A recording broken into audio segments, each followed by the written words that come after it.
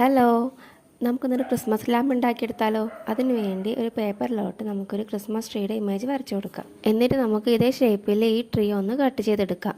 ഇങ്ങനത്തെ ഒരു 5 പീസ് നമുക്കിതിന് വേണ്ടി ആവശ്യമുണ്ട്. ഇനി നമ്മൾ കട്ട് ചെയ്തെടുത്ത ഓരോ ക്രിസ്മസ് ട്രീയുടെ സൈഡിലും സ്കെയിൽ ഉപയോഗിച്ച് ഇങ്ങനെ 2 സൈഡിലും വരച്ചു കൊടുക്കാം. എന്നിട്ട് അതൊന്ന് മടക്കി കൊടുക്കണം.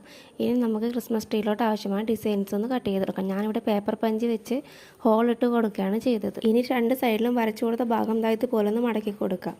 എന്നിട്ട് ആ മടക്കി കൊടുത്ത ഓരോ ഭാഗവും ചേർത്ത് ഒട്ടിച്ചു കൊടുക്കാം. ഇങ്ങനെ നമ്മൾ കട്ട് ചെയ്തെടുത്ത 5 പീസും ഇതുപോലൊന്ന് ഒട്ടിച്ചെടുക്കണം. ഇത്രയേ ഉള്ളൂ ഇതിൻ്റെ പണി. ഇതിൻ്റെ ഫുൾ വീഡിയോ നമ്മുടെ ചാനലിൽ അപ്ലോഡ് ആക്കിയിട്ടുണ്ട്. ഈ താഴെ കാണുന്ന ആരോലും ഞെക്കിക്കഴിഞ്ഞാൽ നമുക്കിതിൻ്റെ ഫുൾ വീഡിയോയിലോട്ട് പോകാൻ പറ്റും.